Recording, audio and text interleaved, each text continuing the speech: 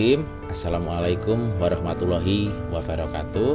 Nah, selamat pagi anak-anak. Semoga semuanya dalam keadaan sehat walafiat. Oke, alhamdulillah.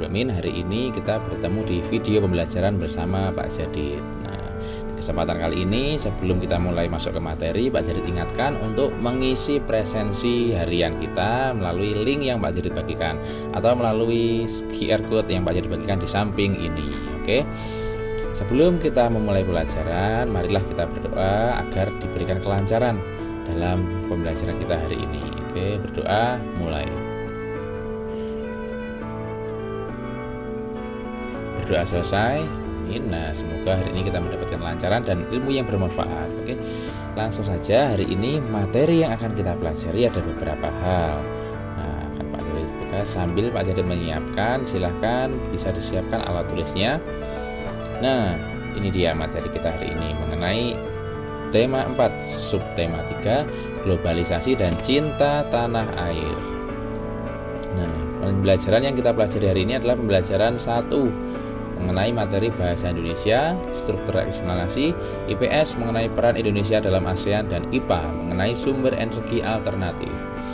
Nah, tujuan kita hari ini adalah untuk menganalisis struktur teks eksplanasi, lalu membuat peta konsep tentang struktur teks eksplanasi, lalu mengidentifikasi peran Indonesia di bidang iptek dan pendidikan dalam lingkup ASEAN, lalu juga menguraikan prinsip kerja sel surya sebagai sumber alternatif energi listrik, dan terakhir nih yang paling menarik, kita akan membuat rancangan atau merancang sebuah karya energi alternatif. Oke, langsung saja kita masuk ke materi.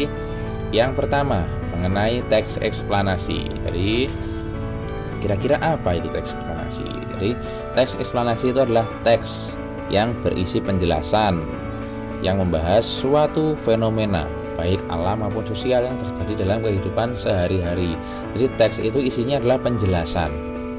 Lalu tujuannya untuk apa? Tujuannya adalah memberitahukan yang jelas atau menjelaskan kepada pembaca agar paham atau mengerti mengenai fenomena yang terjadi. Jadi tujuan teks eksplanasi itu adalah untuk memberitahu yang jelas atau menjelaskan kepada pembacanya. Nah, teks eksplanasi ini memiliki struktur atau bagian-bagiannya. Bagian eksplanasi yang pertama adalah pernyataan umum. Nah, ini pada bagian ini biasanya adalah di awal kalimat atau awal paragraf, berisi informasi umum bersifat menarik agar kita menarik untuk membacanya. Nah, ringkas dan jelas, jadi langsung fokus ke intinya. Nah, lalu yang kedua adalah bagian deret penjelas. Bagian ini biasanya agak panjang, berisi rincian proses terjadinya kegiatan atau peristiwa. Nah, di bagian deret penjelas ini biasanya terjadi rangkaian sebab akibat. Jadi misalkan penjelasan mengenai teks itu akan dijelaskan di deret penjelas. Yang ketiga adalah interpretasi. Ini letaknya di akhir paragraf. Nah, atau paragraf yang terakhir isinya adalah kesimpulan tentang topik yang dijelaskan. Jadi dari deret penjelasan tadi disimpulkan ke dalam interpretasi atau kesimpulannya. Nah, di sini ada contoh teks eksplanasi. Contoh ini mengenai pemanasan global. Nah, kalau kita analisis berdasarkan struktur teks eksplanasinya, nah, ini ada 3, 1, 2, 3. Bagian yang atas ini membahas mengenai pemanasan global adalah suatu kondisi di mana bumi mengalami kenaikan temperatur atau suhu. Hal ini dapat disebabkan oleh beberapa faktor seperti efek rumah kaca, polusi udara, kebakaran hutan, dan lain-lain. Nah, ini masuk ke dalam pernyataan umum. Jadi ini adalah kalimat intinya ada di sini, kondisi di mana bumi mengalami kenaikan temperatur. Nah, lalu pernyataan ini dijelaskan pada paragraf yang kedua. Paragraf kedua namanya paragraf deret penjelas. Nah, deret penjelas ini isinya adalah penjelasan dari awal sampai akhir mengenai yang ada di pernyataan umum tadi. Nah, biasanya deret penjelas ini agak panjang karena isinya menjelaskan. Nah, lalu setelah itu ada bagian yang ketiga. Bagian ketiga hanyalah kesimpulan. Nah, kesimpulannya di sini adalah ini.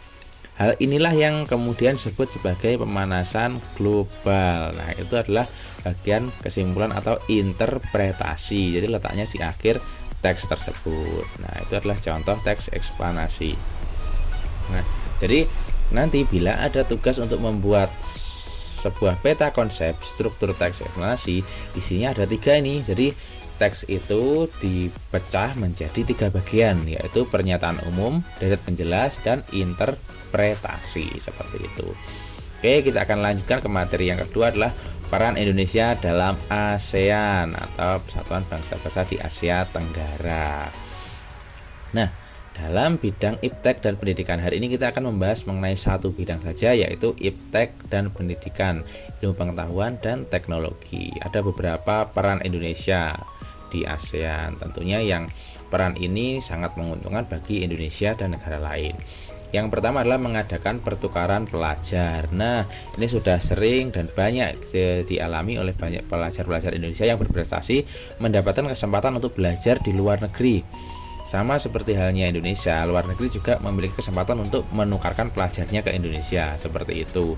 Nah, lalu yang kedua, menyelenggarakan Olimpiade Matematika dan Sains. Ini berhubungan dengan prestasi lagi. Jadi, nah, untuk penjelasan mengenai peran Indonesia dalam ASEAN bisa disimak di QR code di samping ini atau link yang Pak Jid bagikan ini. Oke, lanjut. Nah, ke materi yang ketiga adalah sumber energi listrik alternatif. Nah, di sini adalah penjelasan mengenai cara kerja panel surya. Oke, bisa kita simak di link yang Pak Jid bagikan di samping atau di QR code di samping ini. Oke, untuk videonya bisa diklik sendiri. Nah, disinilah rancangan energi listrik alternatif. Ini juga selanjutnya. Jadi, listrik alternatif itu kita bisa membuatnya. Merancang juga kita bisa. Nah, di sini ada beragam contoh. Dari yang pertama mengenai ini lampu, kabel, botol, tembaga, larutan garam dan sang ini jadi listrik dari larutan garam. Lalu ada listrik tenaga air. Ini juga listrik larutan garam. Yang di atas ada lampunya ini dari generator mini, mengubah energi gerak menjadi energi listrik menggunakan dinamo. Nah, ada lagi menggunakan energi angin. Nah, ini seperti yang kita buat di layang-layang. Lalu ada lagi yang energi listrik dari buah. Ada pembangkit listrik tenaga angin juga dari energi gerak, tenaga gerak. Nah, ini ada lagi lilin yang menggerakkan turbin ini menggunakan uap. Lalu ini percobaan dari singkong. Nah, ada beragam percobaan yang bisa kita lakukan untuk merancang energi listrik alternatif atau membuat energi listrik alternatif. Oke, nah silahkan di rumah nanti pilih salah satu yang paling mudah. Bisa mencari sumber dari berbagai media untuk merancang energi listrik alternatif. Silahkan gambarkan hasilnya pada lembar kerja kalian. Nah, nanti akan Pak Jid bahas satu persatu. Oke, demikian tadi untuk materi mengenai pembelajaran 1 kita kali ini. Nah, oke, setelah mengerjakan materi kita kali ini, sebentar lagi dulu. Nah, oke, kita kembali. Setelah mengerjakan materi tadi, jangan lupa ada satu lembar kegiatan yang harus kalian kerjakan. Nah, akan Pak Jid bagikan linknya di samping ini. Oke, linknya ada di sini. Silahkan dikerjakan melalui smartphone kalian masing-masing. Bisa menggunakan laptop, bisa menggunakan smartphone. Hasilnya akan kita bahas melalui Zoom meeting. Nah, sesuai jadwal. Oke, demikian yang bisa Pak Jid sampaikan untuk pembelajaran kita kali ini. Jangan lupa, karena sekarang masih dalam masa pandemi COVID, kita tetap harus menjaga kesehatan. Dengan yang pertama, menjaga kesehatan dimanapun, sering mencuci tangan, menggunakan masker. Nah, menggunakan masker dimanapun dan kapanpun. Lalu kita menerapkan pola hidup bersih dan sehat. Oke, semoga semuanya dapat terhindar dari pandemi ini, dari COVID ini. Nah, serta semuanya dapat sehat walafiat. Oke, demikian yang bisa Pak Jid sampaikan. Sampai jumpa di pembelajaran selanjutnya. Saya akhiri, semoga bermanfaat bagi semuanya. Akhirul kalam, wassalamualaikum warahmatullahi wabarakatuh.